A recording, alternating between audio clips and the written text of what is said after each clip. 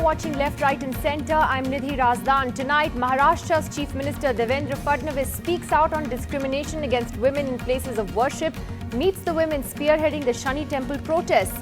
Do all political parties need to take a stronger stand on equality for women in temples and mosques? Also tonight, we'll be joined by historian Ramchandra Guha to talk about Nehru and Subhash Chandra Bose, their relationship, their friendship and their differences, and the real story behind the now infamous fake letter from Nehru to Attlee. That's coming up in about 30 minutes. But first, after taking their side on Twitter, Maharashtra Chief Minister Devendra Fadnavis today met women activists who were stopped from entering the Shani temple in Ahmednagar yesterday. But will his intervention actually help women get the right to pray in the holiest part of the shrine? My colleague Tejas Mehta reports. An informal, short meeting, but a huge endorsement of his support. Chief Minister Devendra Fadnavis' intervention, opening a window of hope for women, demanding that just like men, they too be allowed to pray at the sanctum sanctorum of the Shani Shignapur temple in Maharashtra. ये जो trust है वो उन्होंने जल्द से जल्द सरकार के अंडर लेना चाहिए और जो महिला और पुरुष दोनों को भी शनि प्लेटफॉर्म के यहाँ पे दर्शन खुले करने चाहिए. हम उनके वक्तव्य का स्वागत करते हैं और हम बात करने के लिए ऐसे तैयार हैं. On Tuesday, over 500 women were stopped and detained by the police as they vowed to end the discrimination. Locals and temple authorities claim spiritually Lord Shani is harmful for women, following which Fadnavis tweeted saying discrimination wasn't part of Indian culture and with times traditions should change. People need to be educated that there is no discrimination against women in the Hindu tradition, Hindu religion. So this cannot happen with the force. The entry of women should happen with understanding. Unlike the Sabrimala temple and the Haji Ali Dargah cases, which are both now in court, hopefully this particular controversy will be resolved through dialogue, and that's certainly welcome. What's also helping is that political parties are not politicizing the entire issue, at least as of now. In Mumbai, Tejas Mehta for NDTV. And I spoke earlier on this issue to Sri Ravi Shankar. Sri Ravi Shankar ji, thank you for joining us on the program today. What do you feel about this entire Shani temple row? We've seen a remarkable intervention by the Chief Minister who says that there shouldn't be discrimination against women. What do you feel? No, correct. There is no scriptural injunction for women not to enter the temple. Number one. So, these are traditions which have been there from the Middle Ages somehow. They got into the system. Now, the thing is, there is a psychological fear in people that if we break a tradition, it may create some harm. It may bring some wrath of God on the whole village. So, this sort of fear need to be alienated. Well, you're talking about a fear that people have about, change and changing traditions, and that's something that needs to be worked on long term, isn't it? Because it needs a complete transformation of mindsets. Correct.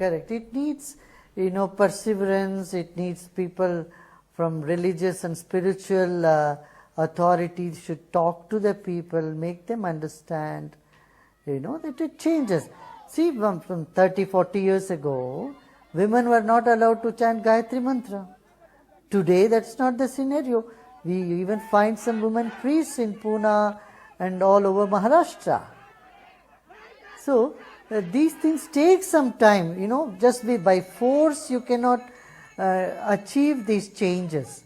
Certain changes will have to come, the psychological and, and emotional and faith-related matters.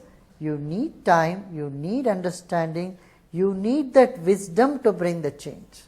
Well, we're also seeing women from across faiths speaking out lately, whether it's these women protesting about the Shani temple, you've had others speaking out on Sabrimala. Muslim women have gone to court because they're not being allowed into a part of the Haji Ali Dargah.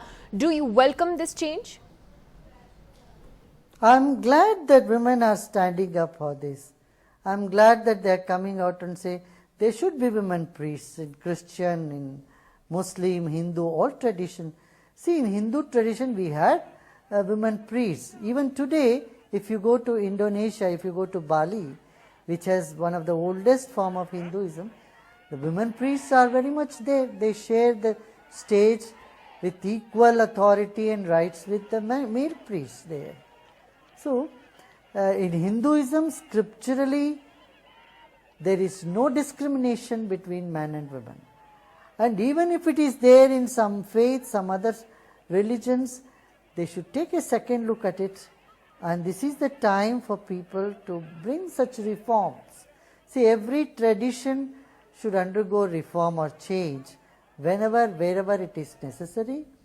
And if it's not rational, if it's not scientific, there is no point in continuing such practices. Well, many of those who do defend these traditions, as they're called, do it saying that women are being kept away in order to protect them.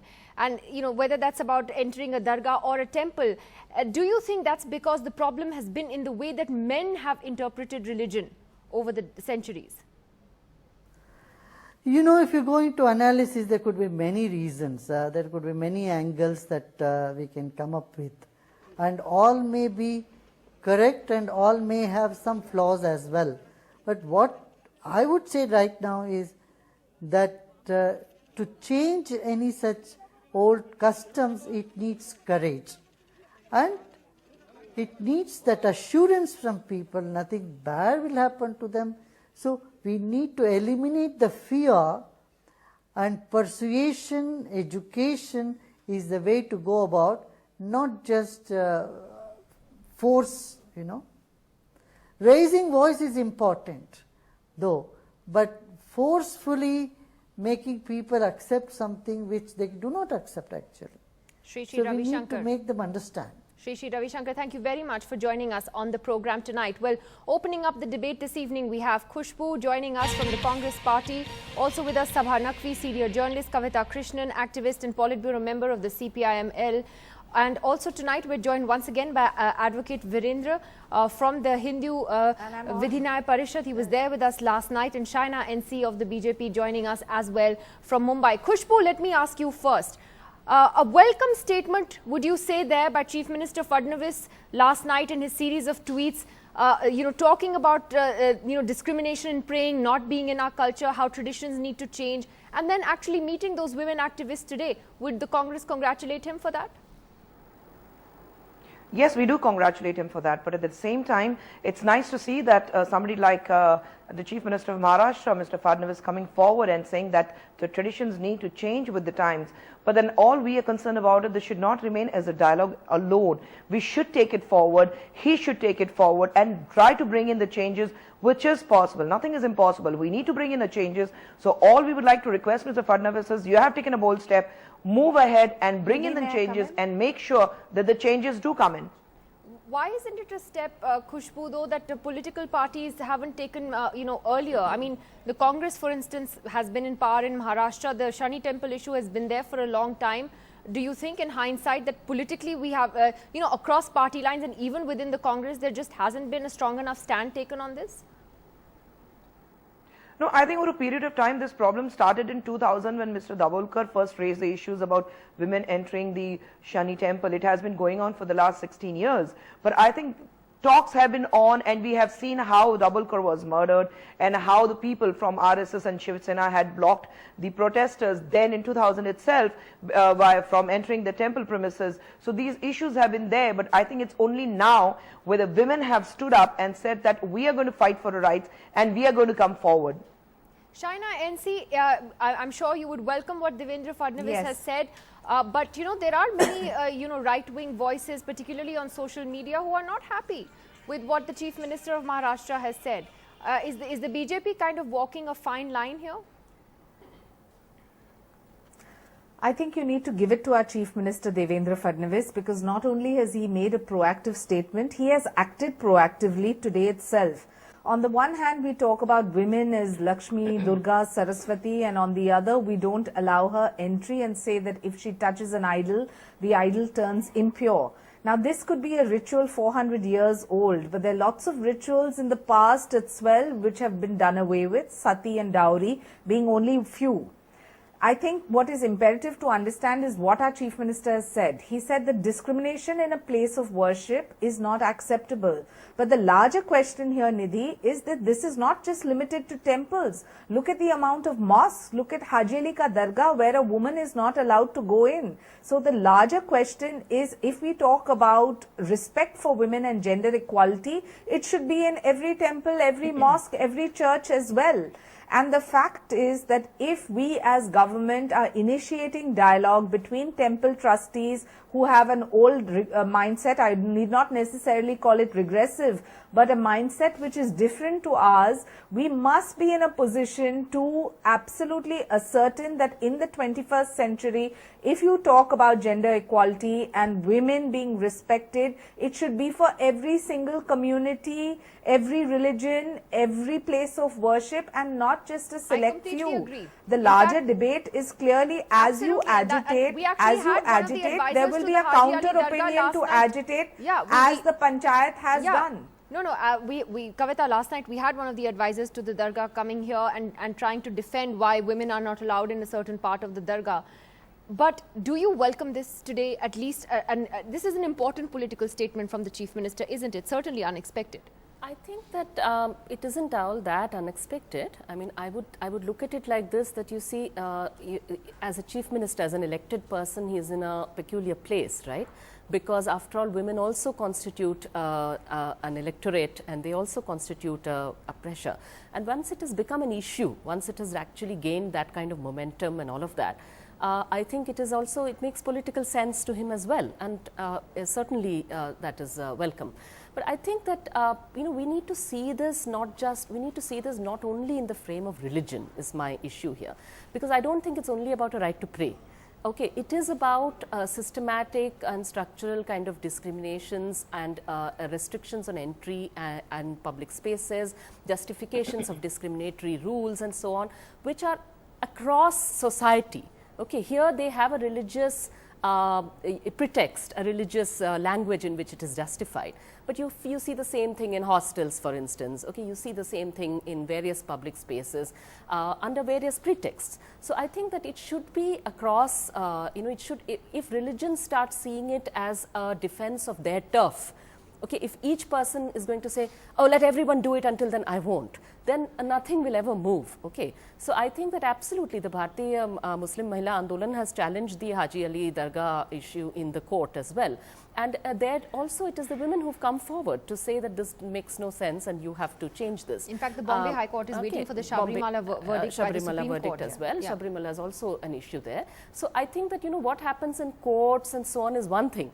But I think that what we need to do in terms of a social and political discussion is to say that justifying discrimination or differential treatment of not only women, but let's face it, I mean, if one is going to talk about temple entry, then I would say I don't know if there has ever been this kind of coverage and this kind of this thing for the temple entry movements of the Dalits, okay? And that's happening even today. There are temples even today, and that's in the micro, okay? These are not these big shrines. These are temples which are systematically do not allow. Where men, and recently there was a man who was beaten up, an old man who was beaten up, a Dalit man, for trying to enter a temple. Yeah. It reached the print media, maybe a little bit on the channels. You're right, but that kind of discussion, that kind of thing doesn't happen. So we need to expand this discussion. But Sabha, would you say that political parties have been just too careful on these issues over the years? I mean, okay, Devendra Fadnavis took a stand last night, but what stopped the Congress from taking a stand before? What stopped other parties from taking a stand as well? Where they just tiptoe around these issues that involve a temple or a mosque. I absolutely agree with you, Nidhi. In fact, since there are going to be remarks in social media, let me say up front that I believe when I grew up, when I went to the village home, I objected to the fact that there was just a small corner for women to sit inside the mosque or whatever. But so I feel that whenever religion becomes institutionalized, there is a certain level of misogyny that gets into the whole process. And I've actually chronicled this within the Muslim community. When you look at Sufi dargahs, I've done a book on folk religion and folk traditions. So the minute you go into the countryside and then when they're informal dargah, there is no difference. Men and women can come and pray together. The minute these become big organized money-making enterprises, you find these men stepping in, creating these corners for women, denying entry. At the same time, all political parties, and especially since the Congress has been in power, have catered to the so-called clerical class, and I'm talking here about the Muslim community. I think the problem is far greater there when you're talking about restrictions on women from the point of view of institutionalized religion. Now, that is why it's and very... you feel that the Congress has pandered. Of course the Congress has pandered. I've written about this. The Congress has pandered to clerics, and politicians get extremely scared. Not because they are illiberal, which they may well be, but politicians get very scared of anything to do with touching religious tradition and practice in India. Exactly. So, given that backdrop, it's good that Fadnavis has begun the process of talking to these women, but I hope it will go a little further, because I'm sitting out here and I'm saying all institutionalized religion is misogynist. Absolutely. When you get to it. Absolutely. They discriminate because against men frame women. the rules. Khushbu, I'll just come to you. I want to get Mr. Virendra into this because he's the only brave man on this panel who's been listening to this patiently. Virendra ji, when you were here last night, you were telling us why you believe that it was important to maintain the traditions of the Shani temple and why these rules have been in place, and you said there was certain spiritual science behind it as well.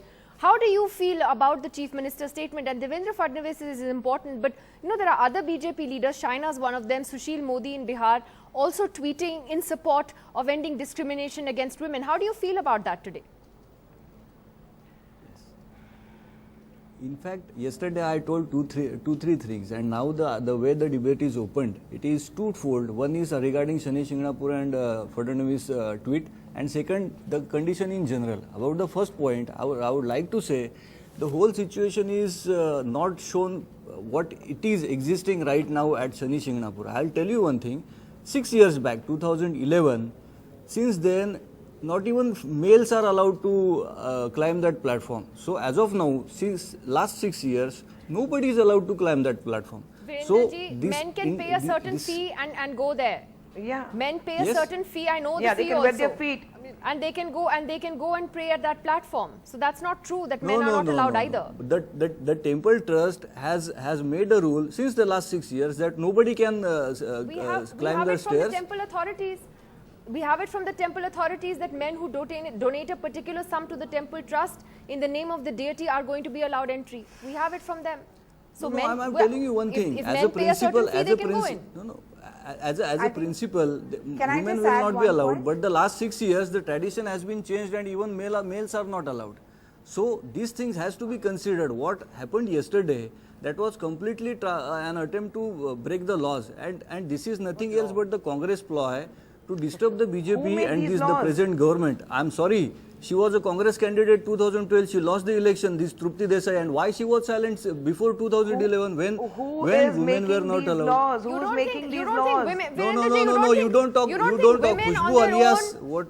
Want the right to worship, finish. the right to enter. These are man-made laws. Tell me one scripture where Shani Bhagwan has written and party said, backing them. Give me one. Maybe women on their own feel strongly about it. Shani Bhagwan has said that women can't enter the temple. One second, Khushbu, give me a sec. Let him answer this.